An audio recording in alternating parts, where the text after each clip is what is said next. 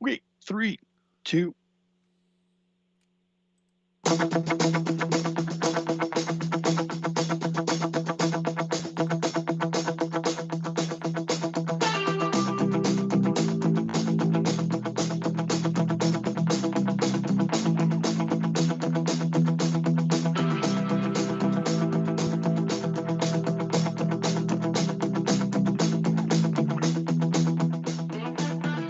Welcome to another episode of RELICS Radio. This is a family-friendly show, so the entire family can join us as we talk metal detecting, relic, and treasure hunting. You can also call into the show at 270-495-0315 or join in the chat and post any comments or questions you might have. RELICS Radio is available live on the Spreaker app, but it's also archived wherever you get your podcast. You're listening to RELICS Radio.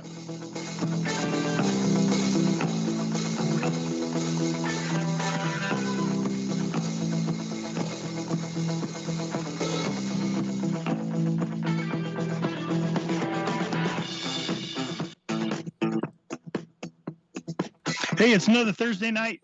DK here from Adventures in Dirt, coming to you live right here on RELICS Radio at Spreaker.com every Thursday night, 8 p.m. Eastern. We bring you some great guests, talk about the relic and treasure hunting community. You never know what we're going to talk about. There's so many cool people in this community. We just love bringing them on and showing them to you and talking about their life, their adventure. And tonight we have some great guests lined up. But right now I want to introduce you to my co-host, Tony with 5280 Adventure. He's also my hunting buddy out there. We've done a lot of detecting together. Hey, has Jenna ever gone out with you metal detecting, Tony? You know, when I first started metal detecting, because I loved it so much, I asked her to go with me. And she went out. And we went to a tot lot because I wanted her to find some stuff. And then that was it. She lasted almost 15 minutes. And she was like, this is the dumbest thing I've ever done. I do not. Really? She goes, I do not have the patience for this. Ah, yeah. I get it. Yeah, absolutely. I know that. But that's fine. Yeah. Each their own, right? My wife has an Ace Apex, but has never gone out with me yet. Part of it because she's had some health issues, with her getting all banged up at work and everything, so she hasn't really been able to go out since I gave her the Ace Apex. But back before she showed any interest at all, you remember how in our metal detecting club we used to go do those treasure hunts? Mm-hmm. That tenacious treasure tracker. Yeah. That the guy would go out and bury a coin somewhere and then start releasing clues, and we'd have to go find it. Yeah. You and I had looked for a number of those, but anyway, she joined me on a couple of those hunts, probably for more moral support than anything. No, she's real supportive of it. But I'd love to get her in the field, and I think she'll go when she's fully healed from her hip surgery and stuff. So it'll be interesting to see if she gets out and what she thinks of it. Right. After about the 20th pool tab. I know. We need to take her up to the silver mining places so she can find some good stuff. Right. Or go bury a bunch of stuff. I didn't say it. You found a fifth ring? Wow. That's amazing. Oh, and they're all your size. Look at that. Oh boy, we gotta make some plans. Who do you see in the chat? We got people rolling in. Yeah, we got this guy. He's he somehow finagled his way in. He probably worked a whole bunch of things together and got in here first. His name's Mark Guyver. Mr. Bill Hayes is always with us every single week. Mr. Hayes, thanks for coming on. Ohio Relic Hunter, always with us. Detecting Addicts, always good to see you guys on. Yeah. Who else am I missing here? Oh my gosh, Charlie Harley calling in from Digstock 4. Oh, so he's in upstate New York right now at the Digstock 4. Charlie, how's it going up there? Are you having a good time? Let us know in the chat. Yeah. How well the turnout is. I saw some pictures you posted earlier with King George, and it looks like people are just flocking up there. If you happen to be listening to RELICS Radio up north there, everyone, I want you to have a great time. Go get the good stuff and make sure you let me know about it. I'll be watching on all the social media. I'm sure the That's fines will right. start rolling in. Can't wait to see all those finds. And Tim Mill Digger's checking in from New York as well. Look at that. Hey there, Tim. That's right. Yeah, a bunch of them were supposed to be on tonight, and then they realized it was dig stock, and most of them were going up there. So we're going to have them on next week. But Michael Sausage Bread Boyles, Mike, how you doing? Good to see you too. Welcome everybody. Welcome to another Relics Radio here on Spreaker.com. Man, I'm excited for tonight. We got some great guests lined up, and it's pretty unique if you can get out with your spouse and enjoy a hobby like this together. And Sheila and I, we enjoy a lot of we enjoy golf together, and we enjoy a lot of other stuff together. But when it comes to detecting, that's kind of my, she lets me go. She just lets me have it. And very supportive of it. Find me a ring. That's usually what she says when I leave the house with my detectors. But it's a cool thing, and I'm really looking forward to talking to our guest tonight. Yeah, absolutely. Yeah, tonight we're lucky enough to have from YouTube. We've got Metal Mike and Persis, and they are a husband-wife duo that really enjoys, and they kill it out there. I've been watching some videos of theirs. I'm really excited to bring on Metal Mike and Persis. Welcome to RELICS Radio. Hey, guys. Good evening, Ken. Good evening, Tony. How you doing? Good. Hello. Good. Hello, Persis. Glad you guys could make some time to join us tonight and come out here and chat with the folks on RELICS Radio that are listening in. Oh, thank you for having us. Yeah. Now, whereabouts are you guys? Are you guys roughly, don't give us your address, but whereabouts, what area are you guys detecting in? We're in New Hampshire. In New Hampshire? In the Central Lakes region, which is why we have such cool beaches and stuff to go to, and lots of tourists. History, too. Got some history out there. And lots of really cool history, yes. Yeah. Mm-hmm. Tony and I were once going to move to New Hampshire together. We did. We actually, we just didn't know if we were going to bring our wives or not. We were just talking about it. Like we saw some like 1700s home for sale or something. And Tony's like, here, check this out. Think our wives would mind if we moved here. It was almost rock, paper, scissors on who was going to have to tell the wives that Ken and I were moving to New Hampshire together. Beautiful area. Gosh. One place I'd love to go.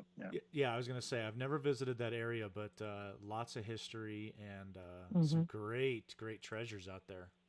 And you guys are doing well. Yeah, a lot of old homes. Yeah. Yeah, surprisingly, I mean, I like to think that we are pretty lucky.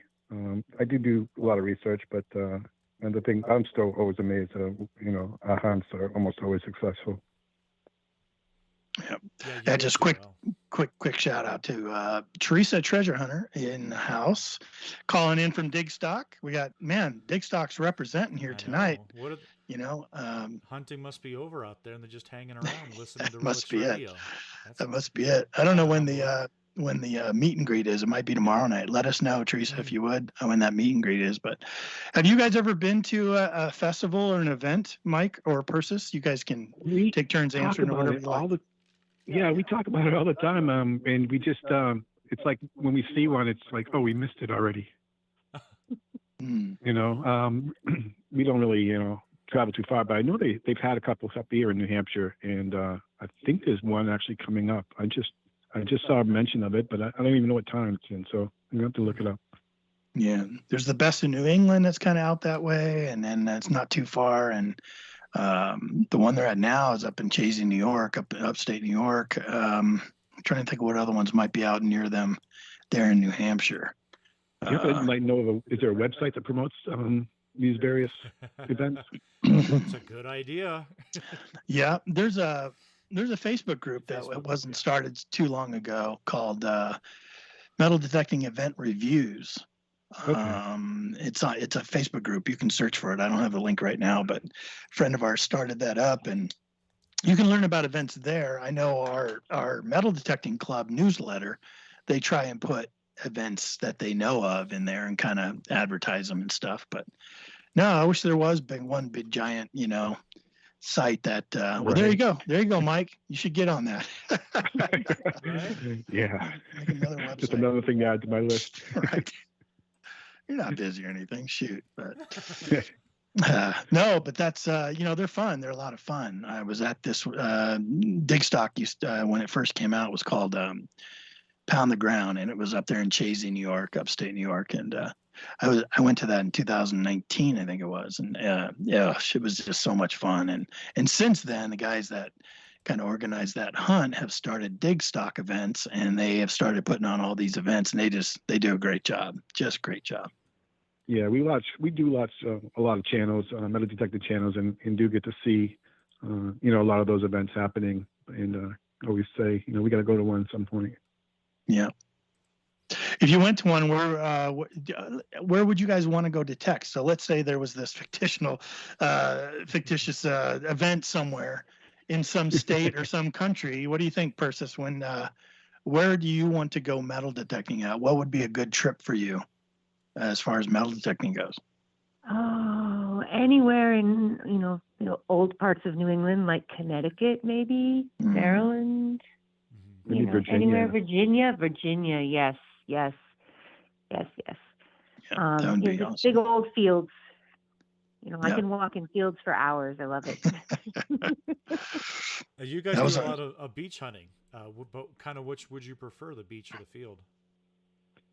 That's funny because it's the summer because this summer was pretty much 90-degree plus for many weeks, and we just love being in the water at that point. But spring and fall, we're all about being in the fields and in the woods and whatnot.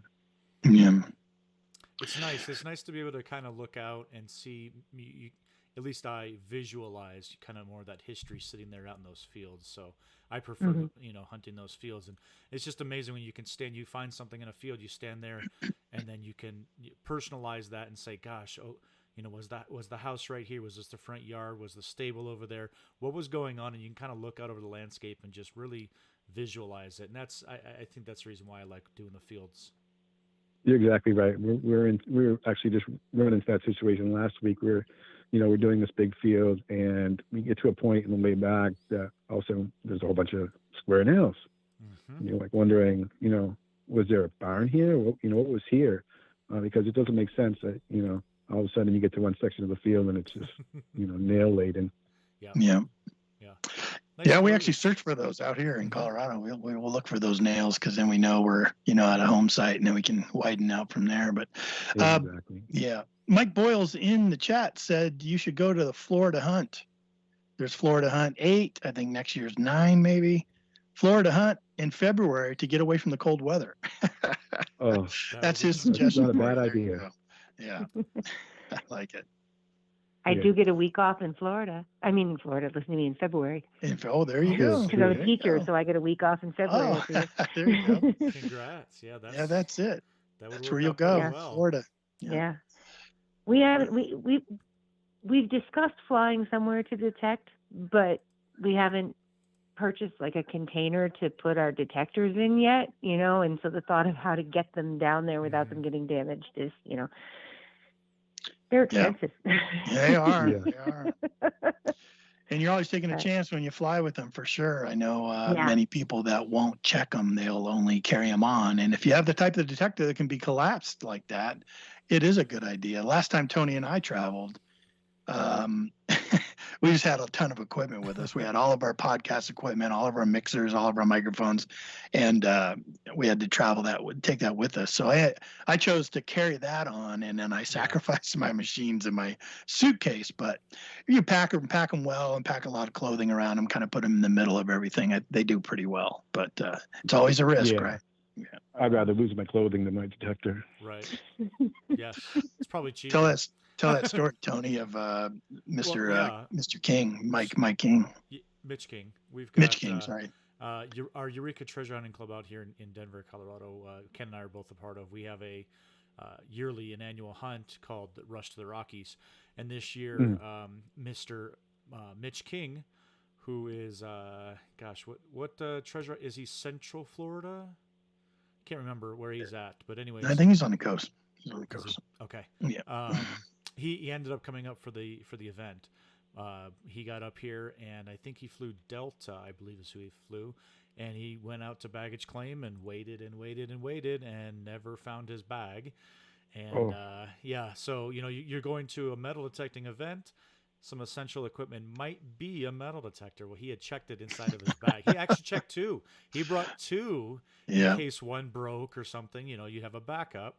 Well, when you have both of them in the checked bag, they're both lost if they can't find your bag. So on his way from the airport over to the event, he stopped at, I think, Sportsman's Warehouse or Bass Pro or whatever, and he bought a Vanquish. I think it was it a 440 Vanquish, and showed up and cleaned house with it. But he sure did. It took him, I think, a week or 2 after the event was over for him to even get his bag back. So...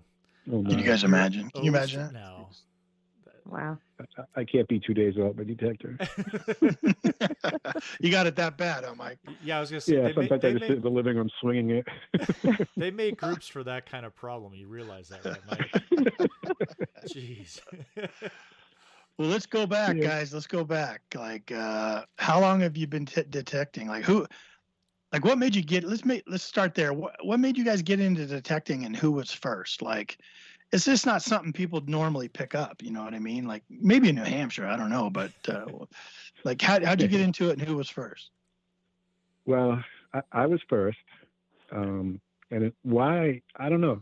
I'm one of those guys that gets an urge, and then I start seeing what I call signs. At one point, I just was like, I want to get a metal detector, and then like I start seeing.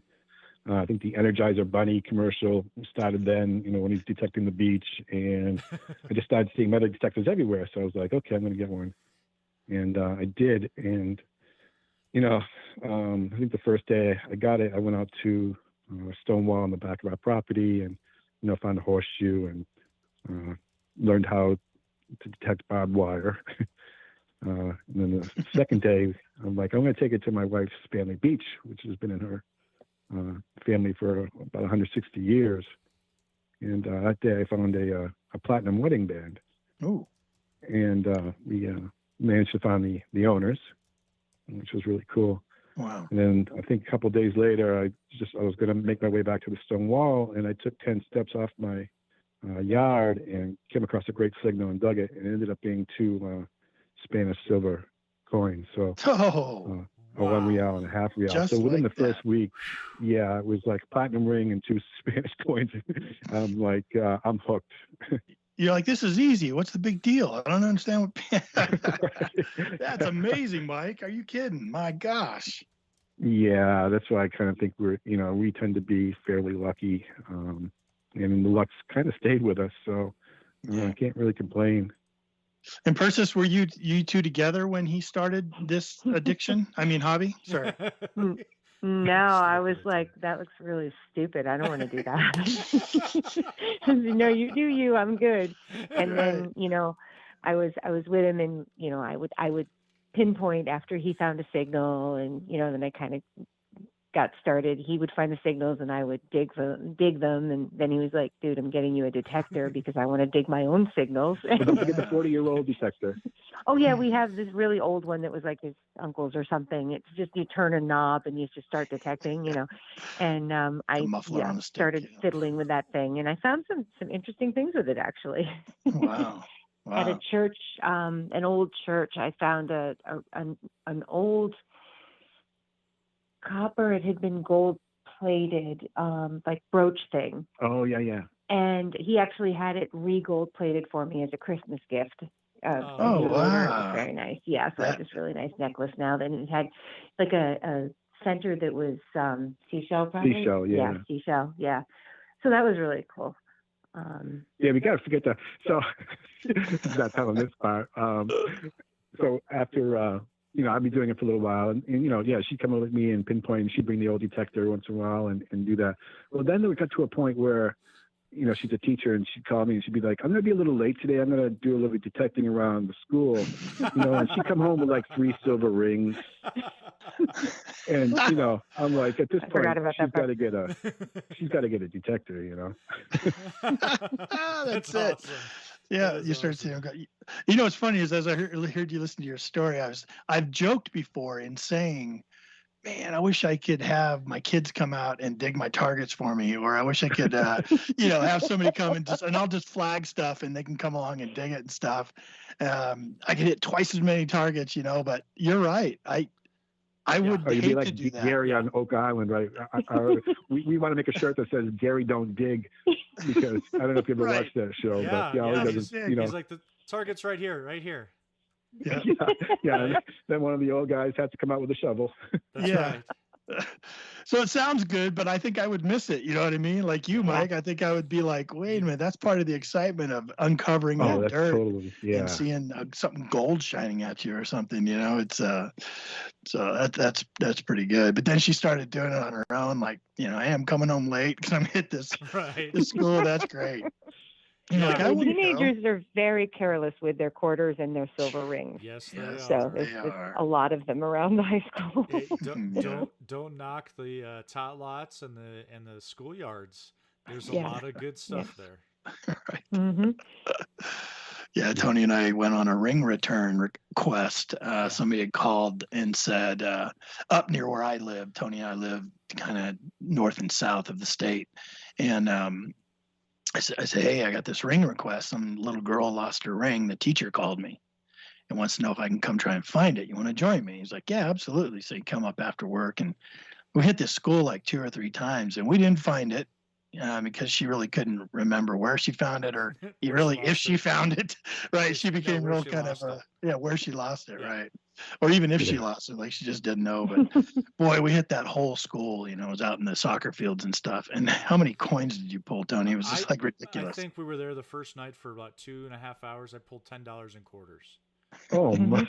It had never been. So it was kind of like fenced in, and to get to the back there was a locked gate. So nobody's been back there to detect it. And, you know, they took us back there and said, oh, I think it's in this area. She's throwing a football or whatever, you know, and it's like 2 soccer fields wide. Huge like, field. oh, yeah. Okay. Yeah, I'm sure. But she could have been over here. Maybe she was further back, or maybe she was over here by the school. Yeah. She had no clue. Yeah. We cleaned house at that place. We did. Luckily, it paid for my gas because it was a drive for me. It was.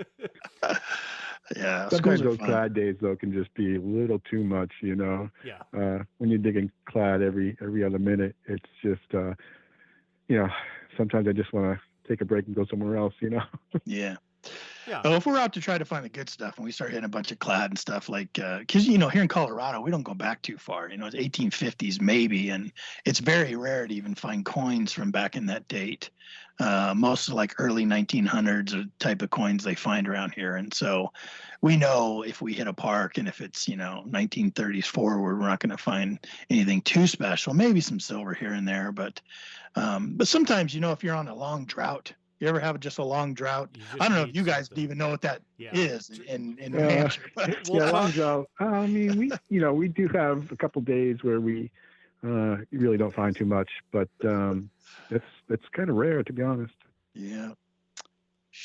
What do you think, We've Tony? been really fortunate, though. We've had a lot of very nice homeowners that have agreed to let us, you know, like, well, you can start there in the back in the field where it doesn't matter if you're digging holes, you know, and then we'll start back there and we'll find some cool stuff. And then like, oh, you should come over here into this field. And then, you know, they get into what we're doing. And then all of a sudden they have a lot more land that they're willing to let us detect. Yeah. And, you know, then we end up, very fortunate. So it's just so many cool old farms here that people have not, you know, sold off to developers yet. Can we come visit? I know. Colorado is not like that. It just seems like it's new developments with cookie cutter houses. And when we do, it's what's funny is when we do our research, and Ken and I talk pretty much from about 6:30 in the morning until 10 o'clock at night, nonstop. And we'll be, you know, oh my gosh, I went down a rabbit hole. I found this map, and then we'll do an overlay, and it's like, that's exactly where, you know, such and such new development is, and you just bang your head because you're like, what was lost there, you know? And it's pretty frustrating out here. Yeah, that makes sense. Yeah. So we're fortunate though. We'll be detecting a spot, and somebody will, you know, stop by in their car and be like, "Hey, I have an old farm. You want to come detect my place?" That's the best. Like, love it. Perfect. Right? Yeah, that is the best. I had I love dirt fishing T-shirt on and walked into a Rite Aid, and the clerk there started laughing at it. And, you know, of course, my first question is, do you own an old home? Right. And, you know, they say yes. And then I'm like, you mind if we detect there? And they're like, come to it, you know? Yeah. So yeah, there's a lot of nice people up here. Of course, Persis did get shouted off a property last couple of weeks ago. Here's a tell story. us about Yeah. that. Yeah, tell I'd us love to about hear that. So we're detecting this old farm from probably the 1850s, and part of that farm went across the street to a big field, and this place is owned by somebody else now. And so I had stopped in there and spoke with the wife, and she was very gracious. Oh my God, that sounds so great. You guys are welcome here. She starts telling me a story about how her husband lost the Silver Cross. If we could try looking for that, and help yourself to the peaches on the peach tree. Oh, great. So we're like, well, super. So we went back and finished the property we were detecting across the street, and like probably had an hour, 2 hours left, and we're like, well, let's go across and start detecting. So I'll let Persis pick it up. Well, we also had an older gentleman who was a friend of the homeowners that we were detecting at with us, and he really couldn't go traipsing out in the woods or anything with us, So we were trying to find someplace easy to take him with us. And so we just walked across the street into the back part of this guy's field, the field, and just swinging a little bit.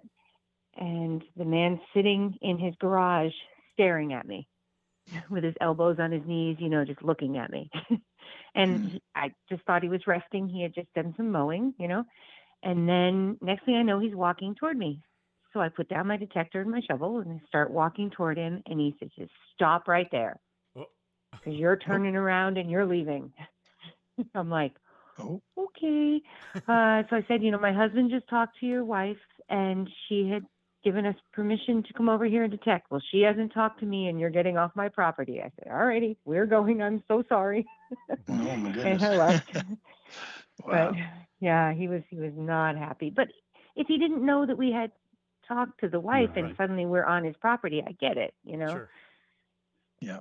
Because I would have, been very confused and not happy if somebody just showed up on my property too, Right. Yeah. But yeah. And sometimes that happens, right? happens. You'll talk to like one of the spouses, and they'll say go, and then the next spouse shows up or something. They're like, wait, no, they can't be here, Yeah. And on a field, sometimes that can happen a mile apart, you know. Yeah. Yeah. Mm-hmm. He's driving home or something and sees you in the field and be like, hey, get out. So that's interesting. Yeah. You haven't had too many exactly. of those experiences, though, right? Yeah. No. Most of the time it's, I'd say when we go door knocking, that's our thing. I'll look up on, I got maps that go back to 1859, and we'll try to find the old homes. And, so I'll make a day of it and just go traveling around, knocking on doors, and sometimes Persis will join me. About 33%, I would say, 1 out of every 3 door knocks is a yes. Only a couple times that people get angry. Yeah. But, angry that you're asking? Yeah. They just, grumpy people just, what are you doing here? What do you want? Right. And you tell them and they're like, no, bye. Yeah. So. And Tony and I were in Oklahoma recently traveling and did some door knocking, and it's always great when those ones turn into more. Like we got permission for one house, and then in the process of doing that, it ended up turning into 4 homes. Yeah. Just 1 to 1 to 1 to 1. People see what you're doing, come out, hey, see what's in my yard. This used to be here. This is what used to happen here. Here's my history. And then, go talk to that guy over there too. There used to be this over there and that over there. And that's when it's really fun, But yeah. And we pick a lot of good, there's a lot of nice people that we just like going back there because they're so nice. And we have this one older couple who we were detecting. We must have gone there a dozen times, and we still go there now and then. But, he had this whole big field that was all covered with brush. And, I think he wanted us to come back, so he mowed it down. So, nice. So, yeah. So, but you can only detect a place so much before you got to try, especially making videos. You don't want to be in the same place every time. So, that happens. But a lot of, there's some families that we absolutely love. We call them our friends now, and just love stopping by and just saying hello. What does that's great. I was gonna say, how do you guys split up the duties? Like, who does most of the research? Who does most of the permission getting? I I will probably do most of the research. Well, let's face it, I make TV commercials for a living, so my schedule is more like a roller coaster. It gets busy, then it gets really slow, and so usually during those slow times, I will be looking at the maps, overlaying them, like you guys said, and then I'll, if I have a couple hours in the day, I'll probably go knock on a few doors and whatnot. Now, versus being a teacher, she's got access to a lot of families too, so. Right. Not that she wants to do that during the school day, because that's not the proper thing to do. But she's but got those some good connections conferences are open field, open season. I'm telling you. Yes. Here's a sheet of what we're going to discuss about your student today. The first question we're going to ask: how old is your home? Oh, that's got to be it. Yeah. Johnny's doing real well. He says you live in a really old home. Can you tell me? There's one sure way for him to get an A, too. That is it. That's Right perfect. He's got a B right now, but Johnny's sitting at an 89.3%. Now, we could make that a 90. Depending on how old your home is. Now, Persis, without getting too personal, have you ever brought up the fact that you do metal detecting to your students? And if so, what do they think of it? Well, I had one student last year who wanted to get started metal detecting. And so his mother, she actually works in the office, and she was asking me what kind of detector should I get him, and then he got his detector, but of course it was Christmas. So he didn't really do much in the winter, but we took him out with us. Oh, wow. That's great. His dad works for the district also as like a groundskeeper. So we got permission to go to one of the schools and do like the tot lot, so we brought him to the tot lot, and it's still a little frozen, but at least got him swinging and, gave him some pointers and stuff. And yeah, so tried to talk to him about it. I think it may have been a little bit of a fleeting fancy for him, but he still, he did some stuff. And I mention it. I don't try to broadcast that I'm on YouTube because, I'm a high school teacher, and they don't really need to be seeing me on YouTube. There you go. But if another teacher told me the kids said, "Oh, do you think she'd come to my house?" when they were talking? I don't know. Is their household? So I haven't asked any of the kids yet, but I like your idea because I do have conferences coming up soon. Perfect. Perfect. That's what we're gonna do. We've got a friend that lives out over in Kansas, and he's a history teacher in high school, as a matter of fact, and he's actually asked us to send him finds that we've had over here in Colorado, because that's how he teaches the history.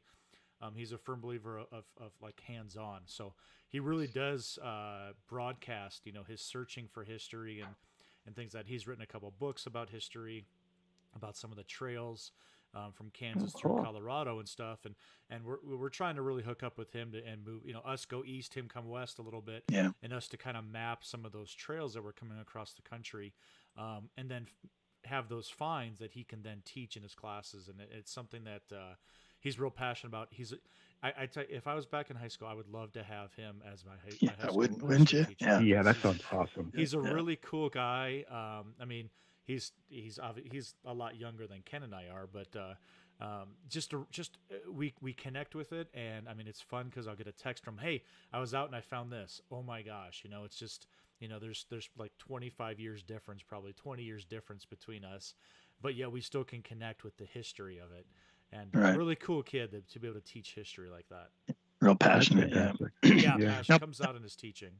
Now, Persis, let me ask you, when that lady said that her kid wanted a detector and wanted to know what kind, did you sell him the 40-year-old detector? Come on, tell me you did. No.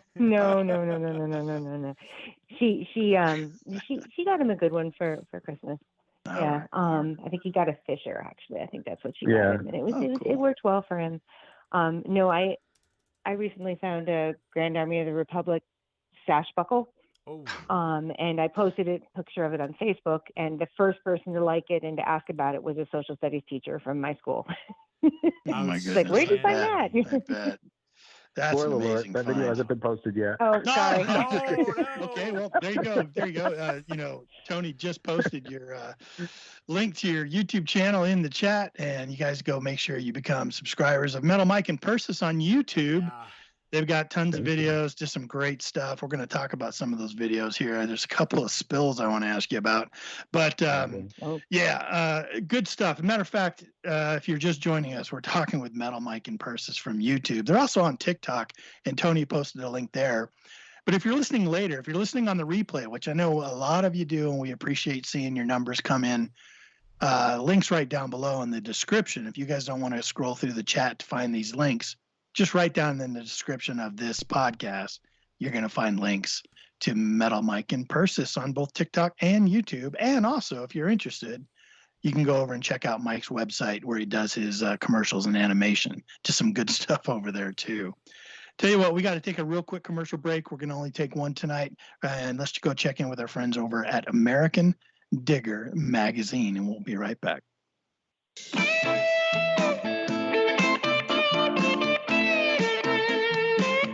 If you want to keep up with what's going on in the metal detecting world, then you need to be a subscriber to American Digger Magazine. Butch and Anita Holcomb are the publishers of the magazine and have won awards for 3 straight years for being the best digger magazine on the market. American Digger Magazine is available in both print and digital formats, so no matter where you live in the world, you can enjoy the latest happenings in the hobby. You can get in touch with American Digger Magazine by going to americandigger.com or give them a call at 770-362-8671. And be sure and tell them that you heard it on RELICS Radio. American Digger Magazine, Butch and Anita Holcomb, fantastic people. Great magazine. I look forward to every episode or every Edition. edition. I always forget that word. Every Issue? edition. Issue. Every time I get it. Even Loy writes an article over there called H2O talking about his metal detecting down under the water. So you guys head over there, check that out. Great magazine, and I absolutely love it. Boy, has he been under the water. That guy, Yeah. Lloyd must be growing gills at this He point, is. man. He's out there more than he's on land. All the time. Crazy. And real quick, before we get to our guests, I just want to say hello to Ohio Relic Hunter. Now, Bill, boy, he had quite an experience just recently and had some adventures with somebody trying to break in to his place. So he quite a harrowing experience, I'm sure. I just want to give a shout out to Bill there and say we're glad to hear that everything worked out and that the person responsible found his way into jail, which is good. And I'm glad that things worked out for you there, Bill. Yep. Bill's a great avid listener of the show here, and hate to see anything like that happen to any of my friends out there. So glad to hear that resolved itself in a good way without it getting too messy. So awesome. If you're just joining us, RELICS Radio here with Tony and Ken talking to Metal Mike and Persis. They're a husband and wife relic and treasure hunting team from New Hampshire. And boy, we've been having a good conversation so far about their experiences here in the hobby. And hopefully we'll get on here to talking about some of the stuff they've found over the years. And if you have any questions, feel free to drop them in the chat. But I'll tell you what, our phone lines are open right now. If you have a question for Mike or Persis, you can give us a call. The phone number here is 270-495-0315. 270-495-0315. Feel free to call in. We'll put you on the air. You can ask your question, and we would appreciate talking to you. Absolutely. Tony? Yeah, hey, before we started tonight, guys, I know we were talking kind of offline, and you guys were talking about metal detecting at those beaches. You had pretty good year in terms of gold finds for a little bit of a stretch there. Tell me a little bit about all the gold that you found. Well, we've been hunting two beaches that are really packed during the summertime. Everybody comes up from Massachusetts and Boston, and there's probably 800 to 1,000 people on these beaches a day. And we do notice as we're detecting that a lot of them are wearing jewelry, especially on the water. And so we don't see a lot of water detectors. When we go to a beach, we're usually not detecting the sand until we're ready to dry off and call it a day. But yeah, we're usually in the water. And again, I think if nobody's detecting the water and you go in after, who knows how many years nobody's even been in there.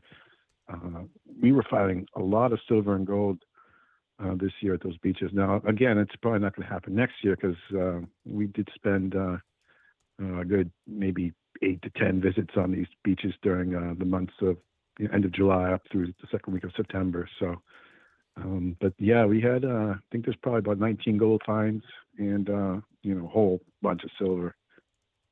So it was a lot of fun in the water. 19 gold finds. Yeah. What are we talking? Earrings, rings, bracelets? Mostly earrings. I mean, Okay. You want to tell them about the two ones with the square ones? Oh yeah, these great big square men's earrings. They're gold with all these little diamonds in them, tiny little diamonds, but just big squares, that with screw-on backs and everything. Mostly a lot of earrings. You wouldn't believe how many earrings. Yeah, I would say it's mostly earrings. Did find probably a bracelet, thin one, and then there was some pendants. And then you went and did a nice one at the end, right? That ring? Oh yeah, yeah. I had a signal and did one of those digging and digging and digging and digging things to, the hole's going to take you half an hour to fill back in because you're in the water, Yeah. And I pulled out a 1956 class ring. Oh. From a high school, a local high school in New Hampshire. Yeah. Yeah. So that was pretty cool. Wow. It was $10K, but it was the deepest, the best. I think that was my first gold ring, right? No, your first gold ring was that. Oh no, my first gold ring was that 18 karat one on the farm. Yes, I'm thinking in the water, but yes, which is my favorite video. Yes. Her finding that her first, because I think it was been 2 years she was detecting and hadn't found gold yet, and I probably found maybe 10, 12 gold rings up to that point, and so it was a momentous day for us. It was probably my favorite video ever. When she finds it and just jumping up and down, then she's going to show the homeowner, which is this 86-year-old woman, and she starts jumping up and down, and it's just a funny video. I think, Ken, you actually posted it for us that week on your. I did, yeah. I featured you guys on that because it was such a great uplifting. Just everything about it. If you guys get a chance, head on over there and check it out. It is definitely one for the books for sure. The look on Persis's face, the look on the homeowner's face, and everyone else that came out of that door. There was a few of them, and they all wanted to see, what you found. And it's so funny that when you knock on doors and you get permission, everyone wants to know what you found or what you're gonna find or what you found. And if you make any noise outside within earshot of a homeowner going, ooh, or, oh, check this out, Tony, oh my gosh, here they come running, what'd you find? So for you to have something shiny in your hand like that and as excited as you were, Persis, heading over there to that door. How did, my big question was, I never did get a chance to ask you guys, how did they feel about them being on film? Like, how did you explain that to them? And it's a good question, Tony. We should start asking all of our YouTube guests that. How do you go about when you ask for permission, letting them know that you're going to film and that you have YouTube going on and all that stuff? Yeah, that usually comes up when I'm doing the door knocking. That we do film places, we do film our hunts, but we totally leave it up to them whether they want us to show any of their property. Typically, we'll just, if they don't, want to see their home front or whatnot, we'll keep the cameras pretty much pointed at the ground. There are times where they don't care, but most of the time, I think if you were to watch our videos, you're not going to really see much of the location. You may see bits and parts of a field or a pond or something where we're hunting, but you're not going to, like, if you were on the street, you're not going to recognize the place, Yeah, you guys do a good job with that, for sure. yeah, as far as being on the camera, I did ask her, and she's one of those people that's really, she didn't really care. 86-year-old woman. She was she was a little firecracker, I'll tell you. She was. Oh yeah, and we love seeing her. She has she wants us to call her Ma, and she's always happy when we stop by. But she's one of those people. And it's a funny thing too, because we tell people, we show everybody, every homeowner, all the stuff we find. Not the trash, scrap, junk, but anything of decent. We show them everything, and we also offer, hey, if you want things, and a lot of times they say no. But a couple were happy to. We had one Canadian guy, which unfortunately we found out he passed away a couple months ago, but like maybe 3 weeks after we detected at his home. And, we knew it was Canadian, and Persis had found in like an 1800s, Upper Canada coin from, maybe 1856 or something like that. And he was thrilled that we offered it, gave it to him. We found a Franklin $50 on his property, and he didn't care. We asked if we could keep that one and replace it with another one, and he was like, "That by all means, sure." so we got keep the one that came out of the ground, but we returned a Franklin $50 to him. So I think it's funny. Sometimes they just love to see what's found on their property, but they're not really interested in keeping it. One gentleman down the street, though, he was like, "No, you guys keep everything," and then we showed him a Civil War button that we found. And we could just see it in his eyes how he just adored that thing, We're like, "You want it?" He just nods his head, yes. He's like, "Oh, I saw my friends," And this guy again was, probably 85, 86 years old, But he did. He said he brought it to, showed all his friends. They were oohing and ahhing over it, and he's just happy to say that we found it on his property. Isn't that the best? That's great. Love those stories. Love those stories. Absolutely, yeah. We were with our digging partner Beth. We did some research and found an old cheese factory down in this rural part of Colorado, in the southern part, and went out there door knocking, and the lady said absolutely. She didn't have any clue what was on her property, and she had built this beautiful. She had just retired, this huge like A-frame house that overlooked out to the west of Colorado, so you could see the southern mountains. It was absolutely a gorgeous, gorgeous location. We said, believe it or not, down there by where the river used to be, this was where the cheese factory was. Anyways, we went down there and I found my first V-nickel. And that was one of those things where I'd asked, would you mind? I know obviously we're showing you everything. Would you mind if I kept this? Because with it being my first, it means more to me. It means a lot to me. And she said, absolutely. So the next time that we went over there, I had actually found an old military button from World War One. And I had one of those, it's like a floating display type of thing. And I put the button inside there and I presented it to her. And I said, this is part of the history of your property. You need to make sure that stays with the house. And she just thought that was the best thing that we could ever do for her, was to kind of give back to the land and to that property and to that owner and keep it with the house. And just the look in their eye and the excitement that they get to be a part of it as well. It's just really, it's incredible. I love sharing. That's a big part. Yeah, I think, bringing that up as part of your door knocking experience, I think changes a lot of minds. You'd be surprised. Like, I almost feel like, I'm talking to a homeowner and trying to get permission, and I almost feel like they're going to say no. They're going to say no. And then you mentioned the power of we're going to show you everything, and if you want to keep anything, you can. And that was like, you could just kind of see them change.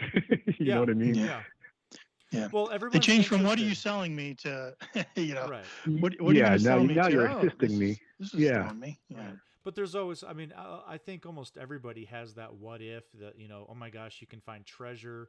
It's always that, I don't know, that feeling that a lot of people have. And when you mention it to them, hey, we're just going to show you everything that we find, they're like, oh wow, that's pretty. I want to see what's out there. I'm curious. I've never done this before. I can't get out there myself, but I would love to see what's out there. And then you get to share it with them. And one of the things that I know I always say after I show them everything is I always thank them, and I remind them, listen, because of your generosity, we can enjoy this hobby because of how generous you are. If it's not for you guys saying yes for us to come onto your property, we can't enjoy these kind of things. And so it's a really big deal to us when those people do allow us onto their property. I mean, what kind of people go to door knock and say, "Hey, can I go dig holes in your property?" That's just it's a weird person, and who says yes? I mean, it's just a weird, awkward situation, and I think it's great. It's one of the things I love about the hobby. Yeah, I agree. I got not too long ago we approached a home, 1783, and knocked on the door, and this young guy, maybe in his early 20s, and I asked him, told him what we're there for, and he was all like, thank you so much, yes, yeah. And then he calls his mom over, and she's like, thank you, yes, yeah. It's like, why you're thanking us? Yeah, right. Yep. So, I think a lot of people say yes when they just realize and they're thankful that you're not there to sell them something or bug them. You know what I mean? They're like, oh, well, of course. Yeah. I don't care about that. But I don't have to pay you to do it, do I? I think we had one person asking this, like, we don't have to pay you to do it, do we? No. This is something we do, And we always tell the story too. Tony were out door knocking one time, and the guy answered the door, it was on the weekend, I think. And he was like, no shirt on. He was just like, all hanging out and everything. He's like, well, yeah, I see we planted that garden over there. We found some Indian head panties and stuff. And yeah, we don't mind. Yeah, go ahead and do that. And then his wife was in the background, and she just wasn't having it, And she was, well, why are you going to let him do that? Blah, blah, blah. Said, they'll be all right, And eventually they got to where they, trusted us enough to leave. They actually left the property and left us there. But Tony found this really cool thing. Like for us as detectorists, right? It was cool. Is it Davy Crockett or a Daniel Boone, Tony? Davy Crockett kid's belt buckle. Okay. Right. Yeah, just cool, right? Probably, not worth anything and not even very old, but it was just a cool thing. He's like, check this out. I love stuff like that. Yeah, I do too. I really do. Pieces of Americana and stuff. Right. I just love it. Right. But the guy kind of saw us huddling because we were huddling together, and he goes out the screen door. Did you guys find anything? As he's making his way out the screen door to us. Right. And I kind of said, yeah, we kind of did. And as soon as I said that, his wife from about 30 feet back came running, flying through the screen door, almost broke the screen door off the hinges, past him, and made her way out to us, ready to see the chest of gold coins that we just found, and saw this belt buckle. And she goes, oh, that's nothing. Got all frustrated, turned around and stormed back into the house.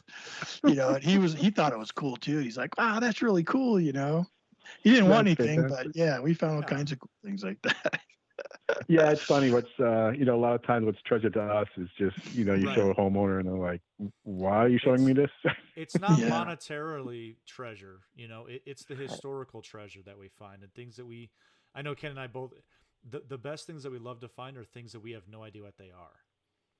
Right. Yeah. And then you get to research and go, goodness. Yeah. Oh, wow, that's what that is, Yeah. And then it's got a name on it or something or a date. Then it takes you down the rabbit hole. That's half the fun. Why was that there? And then you get to put all that together and those are the kind of treasures that we love to find. Yeah. I mean, half the fun to us is doing the research. Mm-hmm. Yeah. Persis had a great find at a manor that we were hunting, and this is a manor where I guess you could say a lot of famous inventors had stayed at. Thomas Edison had stayed there, and Harvey Firestone, the tire guy, and Henry Ford had stayed there. And she found this brass cover out in the yard. Do you remember what it was? Oh, Dr. Brown. Dr. Rhodes. Electric transfusion battery. He remembers what it was. Wow. But looking it up, so it ended up being a transfusion battery. Ended up being something you wore around your neck. It hung down over your back, and it was a cure-all for all these diseases. It would probably give you electric shock every now and then. It was supposed to cure everything. I'm like, that is just. I love stuff like that. Electronic snake oil. Wow. Right. Yeah, exactly. Amazing. Yeah, because how many people are gonna find that? Yeah. Exactly. And then I'm always happy that you can even find it online, but it ended up being in an 1861 magazine of some like a crop magazine or something like that. But yeah, it was advertising. He was advertising that whole year for that product. So man, it's funny. Man, one of our friends, Cindy, and our friend Beth, they were out in Arizona at this old property out there. And Just Cindy sent recently. this, yeah, just recently. Yeah. And Cindy sent this picture back and she's like, look what I found. She goes, I don't know what it is and stuff. And it turned out it was, I guess there was a lot of mines out that way. Mining was really big out in that area of Arizona. And this local company back in the early 1900s, they were kind of a big entity of mining there and stuff like that. And she actually found the circular corporate seal, the embossed Mhm. one that sat on the bottom, and they put the press on it, and it would emboss up into the paper the corporate seal for this mining company. Oh, that's So that cool. like how many of those are out there floating around, and so Exactly. then you start Wow. doing the research and you start learning all about the mining company and who was there, and we even think we've identified who actually had that seal because we found out who the general manager was, and then that starts you on all kinds of research into that guy, and then just trying to you find out the whole family were miners and everywhere they mined, and you're going down the rabbit hole at that point. Oh, for It's a lot of sure. fun. Yeah, I would love it. That's neat stuff. This must have been much more difficult before the internet. Exactly You'd right. find Can you something and imagine? you'd just Gosh. find something. What would you do? Yeah. Here it is. No Yeah, way to look it up. So the and internet is good research. for Yeah, some things.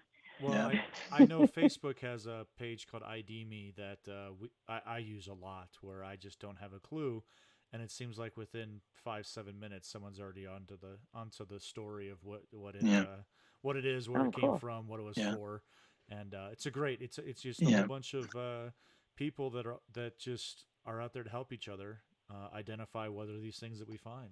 And all day long, people put stuff on there Yep. and be like, "Hey, I don't know what this is. Here's the size of it." You put a quarter next to it or something for size comparison, and put a few pictures on it. Like Tony said, 5 minutes later, like, well, that's a piece of a carburetor from a 1932 No. John Deere tractor that was sold in Albuquerque. Like Yeah. you're like, what? And then you go search it, and sure enough, they're absolutely right. Like you figure that out. It's Oh, a I got lot a of couple fun. items I could put on there. Oh, Yeah, you that should sounds. definitely Yeah. do it. Yeah. If you It's haven't great. figured it out yet, they'll figure it out. And Um, people love it being on there too, because it's just like us that have the passion for this. Then they get to start doing the research and finding it. They may have never Mm. found that item, but once you start getting down that rabbit hole and finding out what it is, then you get to kind of share that with them and say, "Wow, look what you just found this," and it's amazing. We all love sharing each other's finds, and enjoying it with each other. No, for sure. Yeah. I do a lot of research on genealogy, have for about the past 10 years, and I enjoy helping people out there, my metal detecting friends, find existing or living Yeah. relatives of relics and items, so that if they care to Mm. get in touch with them and return it, they can. I know somebody in our club recently found a merchant token from this town in Kansas, and it was from a grocery store, and it had the guy's name on it. So I Oh, went on wow. a quest on my genealogy research sites to find this guy and see if there's anybody currently like also researching him or putting out information on him. And I was able to find like a great granddaughter and put them two in touch with each other. And I don't know where it is at now, but that was just a lot of fun for me. Like, yep, I found this person. Here they are. Contact them, if you want, and here you go. And a few times it's really turned out great where they've been like, oh my gosh, I don't have anything for my great grandfather. And now I've got his, World War I dog tag or something. And we've been able to return some great items and locate. And that just thrills me when I can help participate in that, even though I'm not the one that found it. You know what I mean? Oh, sure. Yeah. That reminds you, like, you tell your silver spoon story. Oh yeah. Well, I've because I grew up in an old town, the one where my family beach is and stuff. Know a lot of the old families there, and there's still a lot of other families that have property on the same lake. And also there's cottages near my property there. It's families that have been there for generations. And there's a cottage right behind my family house, actually, where I found a lady's silver spoon, uh, silver baby spoon. We were detecting around the cottage and found it fairly far down. It turns out she lost it 73 years ago when she was like 3. Oh. And we were able to give it back to her because she was there visiting her brother, which was very cool. Yeah, had her initials on it. Yeah, her initials on it. Yeah. You just gave me goosebumps. Like Total that. goosebumps. It was so Oh, cool. wow. And then we were down in the lake right near my family beach at another beach, and there were these three ladies Oh my God. hanging out there on the dock watching us because we had asked permission to do their little beach area. And I found 2 silver ID bracelets that day, just the ones that have like somebody's name on them. Yeah. And one of them, both people had passed, but one of them, they knew the only remaining relative of one of them, and then the other one, they were going to his funeral the next day. Yeah. And so they brought this ID bracelet with them to the funeral to give to the guy's kids the next day. It was just crazy, that they were able to bring because they had actual people's full names on them, so they knew exactly who they went to. Just the timing of that, it was insane. I mean, literally, he had died I guess. So this was in the spring. He had died in the fall, but they weren't able, because I guess COVID issues and stuff like that, weren't able to have a memorial service. So we found that, and then I guess the next day was going to be his memorial service, and so to be able to have that return to the children was just really special. Wow. And he had lost it when he was a teenager and hanging out with them. These are all people in their 60s and 70s, and this is stuff that was lost when they were teenagers playing down at that beach. And wow. Well, Ken was kind of just involved in a little bit of a historical family return when we were in Oklahoma. Yeah. So doing all my genealogy research, that's always been my dream, is to someday detect, my ancestral lands of one of my ancestors. And then on top of that, hopefully find something that I could either identify to that era when they lived there. And it's just always been something I've wanted to do, but I've never really had a chance to. And but believe me, I've got a road trip planned that you should see the map I've created, where I've got all these places. I'm going to fly into Chicago and we'll start working my way back to Colorado, and I've got all these places I can stop and try to get permission and fulfill that sort of dream, right? But Tony and I were going to Oklahoma, and I knew that my grandmother's side of the family, that's where she was born. She was born in Henrietta, Oklahoma, and we were heading right there. We were heading real close to there. So I started searching the rest of her family. Her last name is Bell, and researching the last name of the family, and found that multiple towns there had these Bell family in there. So actually, but to find an actual address on an old piece of paper on a census form or something is very hard to do, because they usually just put down the order of the houses that they visited in order. So house number 2 is not actually house number 2 on that site. It's the second house they visited. So, but I found one for my great grandfather Bell's brother. So he's my great granduncle. And he had an address. We found an address. So I searched it on Google Street View and took a picture of the house and sent it to Tony. And I said, look at this house. This is where my great granduncle lived. He operated a store, a grocery store in town. It said that on one of the things. If we can get permission here, that would just be so cool. So direct from the airport, that's exactly where we went, straight there. About an hour and a half drive, and knocked on the door, and long story short, got the permission. And Tony's got a great video he put out on it, and his 5280 Adventures YouTube channel, and it was pretty cool.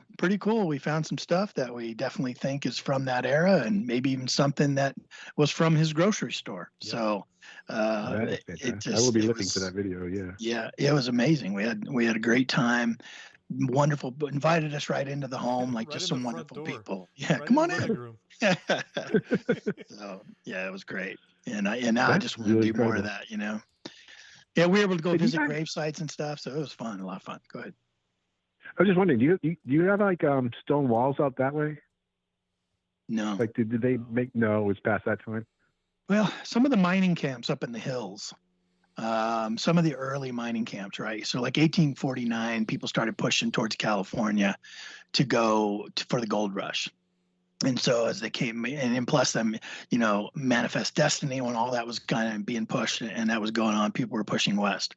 And Then they found gold in Colorado, so people started, just stop. Hey, why should we cross those mountains if Right. they're finding gold right here on the foothills and shortly into the mountains? So in some of the camps, you'll see stone walls. I know that Tony and I were up at this old mining camp not too long ago, a few years ago, and as we were walking out, there was these private property signs, no trespassing, all over this one side of the road, and the other side was like forestry where we had permission, we could go there. Well, we couldn't go into the private property place, but we saw a bunch of stone walls and stone foundations and outlines of old stone foundations. So we did walk over there. Don't tell anybody, but we did walk over there and look. We didn't swing. We just went over there and surveyed the area. So to decide whether we truly want to try to hunt down the owners and get permission. But yeah, that's about the only time I've seen a rock wall. How about you, Tony, out there? Yeah. Not that I can even remember. That's the only time that I can think of. And I remember when we were up in the mountains and looking at that, it had that feeling of being back out east, like in New Hampshire, or at least Virginia, the videos. The videos that I've seen, like watching Stealth Diggers or something, where you have the rock walls and then you have a cellar hole. It totally felt like that, and was kind of out of the norm for Colorado. We don't normally see that kind of landscape out here. Or cellar holes. We don't see cellar holes hardly at all. Yeah, you got to get permission you should get permission to swing there. Yeah. I looked it up. It's owned by a mining company. Like the land is owned and leased by the mining company, and they've got an active claim on it, a patented claim up there. And I'm sure, I went as far as to even look the president of the mining company up on LinkedIn, and I sent him a message saying, hey, understand you own this property up there. We have no interest in anything that has to do with mining. We're interested in relics from the people that used to live up there in the mining camps. Would you allow us to go metal detecting? And never heard back from him. Probably thought I was a kook, or some crazy guy. But yeah, never say never. Right. You never know. Right. Yeah. Well, if you're ever in New Hampshire, let us know. We'll find some places for you. You got it. You can't go. You can't walk 100 yards without running across a stone wall anywhere. Oh my gosh. That's amazing. I can't even fathom that. Just being able to walk and stand there and just feel the history, like that. That's amazing. And speaking of that, you should tell them about the the map. Yeah. I was just going to go there. So this farm that we were just at last weekend, when he talked to the owner had said, the people who had the property before us supposedly had a treasure map or a map that showed where previous people had buried their treasure in the stone walls, in jars or cans, of course cans, and we were like, great, where's the map? And no, we don't have the map, and those people are dead. We don't know where, there's no map anymore. We're like, well, we'll check the stone walls. Then we went out in the woods, and there's not one stone wall or two stone walls. There's all these pens of stone walls. There's so many, it's just everywhere. It's all stone walls. So we're going to keep trying to check the stone walls, but there are so many. But the way of walking these stone walls is really cool, because I ended up coming across, I'm like, something looked off, and I walked to the end of one stone wall and looked, and on the other side of the stone wall was a cellar hole.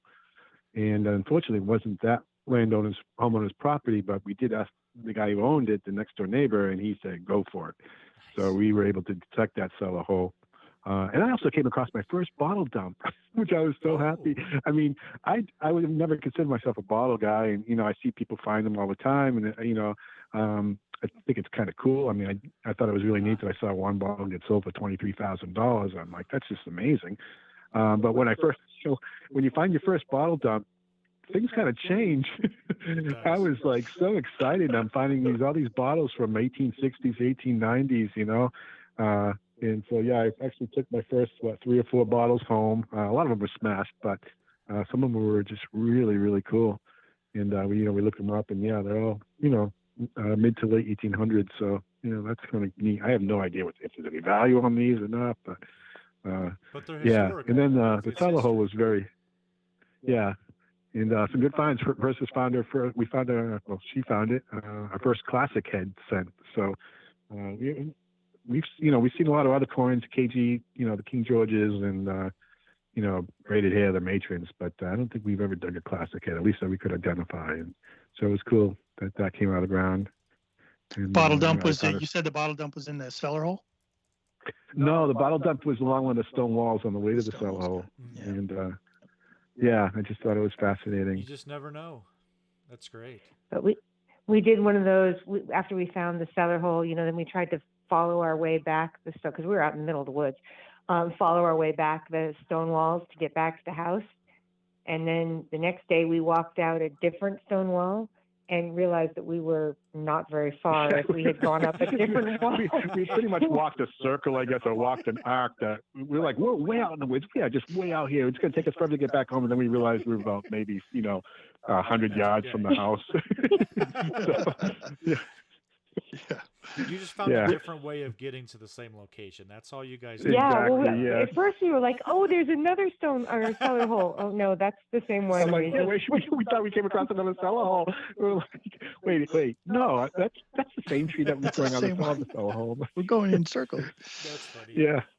Yeah, bottle digging is one of those things where I just didn't know what I would think of it. And Tony invited me out. It's like the only time I've been bottle digging. Tony invited me out to go. And I'll tell you what, it was so much fun that I could really see how people could get addicted to that, and it completely take you over for sure. I'm definitely looking forward to going back to that spot. It's hard to tell because I just moved the leads and they're kind of just with bottles sitting on the top, and a lot of them smashed. I can imagine. She did find a toy cap gun nearby, so I'm thinking of kids that found this stack of bottles and were smashing them with rocks and stuff like that. Yeah. But I did our first ink bottle, whatever they call them, the ink jars, came out of there. So yeah, it was only a couple weeks ago. Neat. So that's cool stuff. Yeah, very very neat. Hey, we got a caller on the line, ring finder himself, Denny Morrison. Denny, how you doing? Welcome to the show. I'm doing good. I enjoy hunting New Hampshire and up that way, and the rock walls. I got a question. Have you ever found any cool metal toys along those walls? Oh, yeah. I have a good answer to that. Go ahead, Persis. So at the end of our road, there's an old pestilence house called Pest Houses, where all the sick people got sent to be sick, And there's a rock wall right in front of the house. And on the other side of the rock wall, I found a whole set of toy soldiers, old lead soldiers. That was really cool. Just I kept getting the same signal and kept digging them up, and it was just more and more and more soldiers. Wow. So the kids had been sitting right on the other side of the wall playing for sure. And they were lead, Persis? They were lead? They were the old lead ones, yeah. Oh, wow. They were, what were they? Goodness, I don't know. I believe they were. I thought they were World War One, to be honest with you. Yep. So I'm not sure how old. I think they were actually I don't know. They were in the drawer over there. Yeah. How about you, Denny? I have a whole box of World War One soldiers, lead soldiers.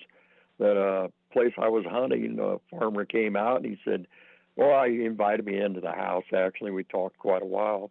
And he said, I've got something you'd really like. And he brought out this little small box of lead World War One soldiers, and it's like machine gun soldiers and guys firing rifles. Cool.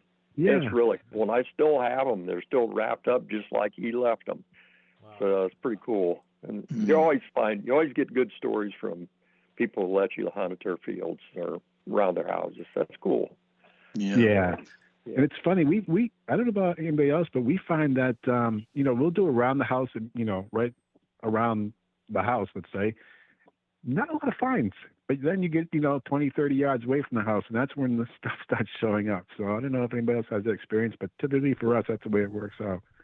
Well, I found a lot around the houses because that's where kids play around, especially they got air conditioning back in the early 1900s, really, and that's where they played because it was cool. Sure. One time, I don't know, maybe you have found this around houses though. I was digging down around it's the oldest house where I live at, and I found broken glass. And I thought, what the heck? Every place I dug around the house had broken glass, shards of glass. and found out that they dumped broken glass and actually buried it because all the basements were flagstone then, or no stone, just dirt, and it kept the rats out. No kidding. Yeah. And next time you go to an old house, you start finding broken glass or shards of glass around the house. Wow. That's why That's it's there. genius. Well, that's great. Yeah, It really is genius. Yeah. Yeah, it is. that same house out back was a small woods, and watch out, Tony. I'm watching you, Tony. Tony's putting Tony's in the back of this house was a little woods, and that's where they dumped all their trash. But the trash was cool, and I found this little eyepiece that came out of a door, and I took it to the owner, and he collected all the things that went to this house. And it's sold many times, but every time they passed the book along and the things that came from there. And they still have that little eyeglass was in a door that I found there. And another neat thing there was a thing that went on a pencil, and it was an eraser, but it wasn't even an eraser. It was a little thing that had an eyeglass in it, and you swung it out. It was a magnifying glass for the end of a pencil. Magnifying glass for the end of a pencil? Yeah, they put it right on the end of a pencil, and it was a little eyeglass that just kind of fell out. I mean, they pushed it out, and there was a magnifying glass. Pretty cool. Wow. Yeah, just the small things that you find when you do that. That same house, the older lady that was there the first time I went there, she said, "Well, I'd kind of like to keep everything you find." I went, "Oh, okay, that's fine." I found 200 coins at that house in one day. And for 3 days, I couldn't even walk. But I didn't use a trowel or anything like that. I used like a pinpointer. It looked like an ice pick. And I would go down, because it was a nice yard, and I didn't want to tear it up. And I would get down, just push down. You could feel the coin or whatever it might be, and you could just pop them out. I mean, it was really cool. And I went up that afternoon, and I knocked on the door, and the lady came out, and I said, "Well, here's what I found," and I showed it to her. I had a handful of silver coins. I mean, all kinds, $50, barber halves, you name it, barber coins, V-nickels, and everything. Wow. And she said, "You know what? I watched you dig." And she says, "I can't even tell where you got those coins. I can't see it in my yard." She said, "You just keep them." I went, "Oh, well, thank you very much." And she just thought they were, my mother-in-law was quite old when she passed away, and she said, "Oh, those are just dimes and there's quarters. Big deal." Right. That's what they were to them, but not to me. Right. You knew a little better. So yeah, good stories, man. Yeah. That's great. Yeah. But I had it made that whole street, and Kenny's heard this, and Tony too. I was a paper boy on that street, and I had 100 customers. So you just go to one house, and then that neighbor come over, "Hey, Denny, come over and check my yard." And I've hunted every house on that main street. Yeah, and the police, they would see me, they'd wave, and then if somebody had a shot in the town or whatever, they call me up and say, "Hey, could you come on over here and look for the bullet or something?" Sure, I can do that. Yeah. So I've already looked for guns and stuff in rivers from sheriff's departments. So the word gets out that you metal detect and water detect. So that's cool. Yeah. Yeah. Cool. Thanks for the call, Denny. Good stories, man. Great talking to you. You guys brought back a lot of good memories. That's for sure. Thanks. You ruined that street you, for everyone. Thank you. Bye now. See you. Good night. And I didn't even mention the D word. Goodbye. Oh, you didn't. Thank you, Denny. Perfect. Des. Bye, Tony. I can see you. Good night. Yeah. That's funny. Funny. Yeah, every time he comes on, he mentions his dais. He always got to mention it. So we give him a hard time. He calls in a lot, so we give him a hard time for sure. Yeah. Hey, let's talk about some we fines. Go ahead. We use MindLab 800s. Okay. Nope, there you go. The M word. The M word. Here you go. I started with the Simplex, and I loved it. Yeah. I started with a Garrett AT Max, and I love the detector, but I don't know if anybody else ever had this issue. But every time I used that detector and came home, it sounded like I was at a rock concert. My ears were just ringing. Yeah, and noise. I actually ended up with nerve damage in one of my ears, so I had to replace that. And ever since I replaced it, it's been fine. So I don't know. Maybe I had a bad detector, but yeah, I did like the detector. Yep. It's not what it did to me. Tony liked that machine. I know I like Yeah. the Simplex. Simplex is a great machine too. And but the Mind Labs, a lot of people love those machines. I haven't swung one yet. I'll tell you, nothing speaks to me better. I mean, I thought I understood my Métis Max, but something about these Mind Labs that I just feel like I understand what it's saying to me, you know. And I think that's the best machine. The same way. Mm-hmm. Yeah. That's the best machine. The one you know. Yeah, Mm-hmm. exactly. The one you like. Yeah. Hey, let's get on some finds. We got about 10 minutes left or so. Let's check in with some finds. Yeah, go ahead, Tony.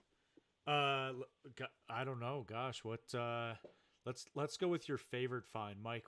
What's your, out of all the years of detecting, what would be your favorite find if you have to designate just one?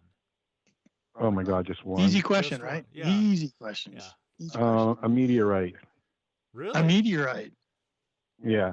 I don't think we've had that answer. Story with that one? No, we haven't had that answer. That's good. Yeah, what's the story? Really weird one. My mother had passed, and 2 days later, I was just feeling solemn, and I just took the detector and went out to my front yard and just swinging, not, because I knew I wasn't going to find anything. My house is 2003. And ended up getting a signal, dug it out. It was this little black rock that looked like, had thumb imprints all over it, and highly magnetic. One portion was kind of cut away, and it looked like white sandish stuff inside. So, I'm 99% sure that it was a meteorite. Now, the thing is, the state won't, the state needs a certain size to be able to verify it. And this is just under that size. So, yeah, there's a video somewhere, goes back a couple of years, I think. But if you look down, you'll see good images of it on my channel. So, yeah. Yeah, first time we've had that answer. Did I find a meteorite? Yeah, did I find a meteorite? That's what it's called. Did I just metal detect a meteorite? And I'll post a link in here in the chat. Why don't we move on to Persis? You've had a chance to think about it now, so you better have a great answer for us. I do, actually. Oh, good. Back in first year, I guess, that I was doing it, we were at an inn down the street, and I found a Women's Relief Corps medallion or medal thing. And they were the women who supported the Grand Army, worked with the Grand Army of the Republic. Wow. And I never heard of them. I looked them up. They had Black women as members back then, right after the Civil War. They were very progressive, and it was awesome. I thought it was really cool, and learned a lot about the organization. And it was a good historical find for me, and I learned a lot. And we gave it to the property owner because he wanted to display it there in his inn, But yeah, that was probably the coolest thing that I've ever found. I mean, and what was it called again? Because I'm not familiar with it either. What was it called again? The Women's Relief Corps. Oh wow. Yeah. Yeah, just after the Civil War, I guess. Rabbit hole into that. Yeah, I just wrote it down so I can double check on it now. And there goes my tomorrow. Great. Yeah. Fascinating. No, it sounds. Never heard of it, so you go down that rabbit hole. Yeah, I mean, that was the thing. Me neither. And then I did the Google hole thing. Where you did. Yeah. But yeah. That was people my do favorite. find GAR stuff all the time, but I've never heard of that come up. That's great. Yeah. That's great. So. Yeah, she tends to find all those GAR stuff. Or she, like you said, she should find a sword buckle that was GAR, had GAR in the middle. Kind of, all the letters overlap each other, and then it had like the cannons on one corner, the cross pistols, the cross swords, and then an anchor on all the corners of the buckle. So, looking that up, it ended up being a Grand Army of the Republic sword buckle. Which, you don't expect to find a lot of Civil War stuff up in New Hampshire. I mean, there was no fighting up here that I know of. But, I can imagine that, people went down and fought in the war and came back, and that's why we tend to find a lot of, I won't say a lot, but we've had, maybe 8 or 9 buttons, the, artillery and infantry and all those eagle buttons. But, you just don't expect New Hampshire that contain a lot of Civil War stuff. Yeah. We found that New Hampshire militia button. And the militia stuff, yeah, it's just crazy. Yeah. Yeah. So what? Coin-wise, Yeah, go ahead. 1733, 2 reals. That's my favorite. Oh my God, my hands just wouldn't stop shaking when I found that. I can't even I think her imagine. favorite best. Maybe she won't admit it, but I think she just recently found an 1802 half cent, a drape bust half cent. There was only 20,000 of those made, and yeah. So Was that part of that spill? You said you have one video where you talk about a drape bust coin spill. Oh yeah, we had a fun of it in 1783, and the guy we were just doing the house side. This is the guy who went and mowed the rest of his field for us to go detect that. Oh, great. Well, we were at one portion. He's like, there used to be a potato field right there. You guys might want to go detect that. We're like, yeah, okay. And so we did, and we spent the first half hour finding nothing but aluminum, and then one was going to call it quits. Then we started hitting a couple coins. I found a Civil War token, and then she found a seeded quarter. And I got to one part where it just sounded crazy. I thought it was something huge in the ground, and so I started digging anyways, and it turned out to be 4 draped bust coin spill. So yeah, so that was one of my favorite days. That was a good video. Well, thank you. Thank you. I couldn't imagine. No. Yeah, finding one is amazing, right? I mean, just that makes the whole dig, the whole day. Finding 4 in a spill. I know. Yeah. And just to think that somebody had dropped, these had probably fallen 200 years ago out of their pocket or just somehow, But and the range, from to find the straight bust coins right up to, early Indian head cents. Why were all these coins in this one spot? It just makes you wonder, Yeah. It's been used for so long. What about most historic find besides your million-year-old meteorite, Mike? Like, what do you guys think is your most historic find you've come up with? Age-wise, it's hard to tell because, you find a lot of the basics, the toe taps and the tomback buttons. The tombacks probably are all 1700s, the dandy buttons. But, like, I found a medal that said Knights Templar. Whoa! You did. So I think it's mostly a Masonic thing. The Knights Templars is probably a group of the Masons, but it said the 100th anniversary Knights Templars, and then it was the date. It was 1908 was dated, but it was celebrating an 1808 establishment of the Knights Templars commandery in Boston, and I thought that was really cool because it was one of those medals. They said we looked it up and we found an article from a newspaper back then, and it mentioned that 126 Knights Templars would be marching in full regalia, and that at the end they were going to make medals to celebrate the event. So this is one of those medals, So yeah, I thought that was cool historic wise. I just threw that link in the description because I don't think very many people have seen that video, unfortunately. So yeah, we're definitely a slow growing channel. But we just love what we do, and I have a video background, so I love I just love editing. So yeah. But I appreciate it. Yeah, no, that's awesome.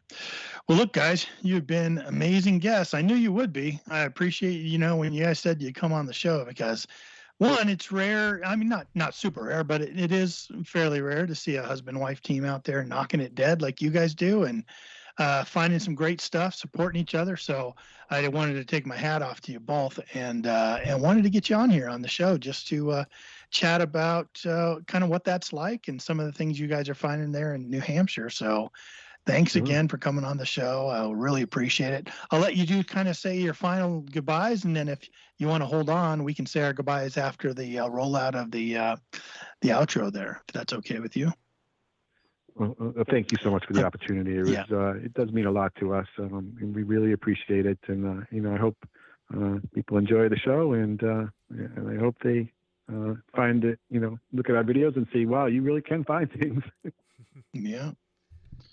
Well, myself is Thank a you, good Persis. video editor. That it's nice that it's nice for people to be able to see his video editing skills because he makes really good commercials and does really good animations too. So it's a good way to showcase his skills. I have none of those skills. I can just dig holes well. That's my lane right there. Can I start sending you my footage, Mike, for your know, editing? right? I wish I had an editor right next door and lived in the same house as me. That'd be great. Take a lot more But videos. seriously, if you're But out there thank you all listening, very much. yeah. Oh, you're welcome. Yeah, thank you. Thanks for joining us. And yeah, and I will mention if you're out there listening right now and you do need any kind of commercial services, any kind of commercials to be done for your business or for in your private life, we got the link to his website right down below. Where you can go over there and check out his work and contact him. It's MW Animation Video.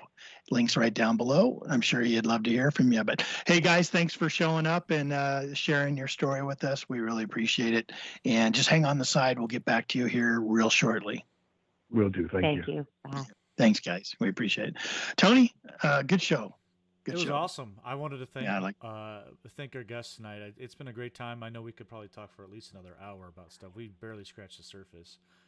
And I just really want to thank you for your time. We appreciate you guys coming on. And anybody out there that wants to find what I'm up to out here in Colorado, go ahead and Google or search or YouTube or Facebook, whatever, 5280 Adventures, and you'll find me out there. Check me out. Come see me. Leave me some messages. Send me some comments and things like that. I'll get back with you, and we'll just share all in the hobby together. So appreciate all the support. Ken? Yeah, and if you're not a member of the Relics Radio Facebook group, just links down below. Head on over there and check out that Facebook group. We can put information about our upcoming guests there. And also, people share their finds over there, their stories. I know Tony and I are active over there. So, feel free to come join us over there if you're not already a member. And great show planned next week. We got a group of people. A lot of them are familiar faces around here. And they're going to all come on and talk about a great trip they all took and some amazing finds that some of them sent me pictures of. So we'll talk about it all next week. Until then, have a great weekend. Hope to see everyone show up for the show next Thursday. And if not, go catch a replay. We have 5 years of great guests. Go listen to some of them and let me know how you're liking the show. Anything we can do to improve on the show. I always take those nice criticisms or suggestions. So make sure you let me know for sure. Everyone have a great night. Have a great weekend. And if you dig, go get that good stuff. Talk to you next week.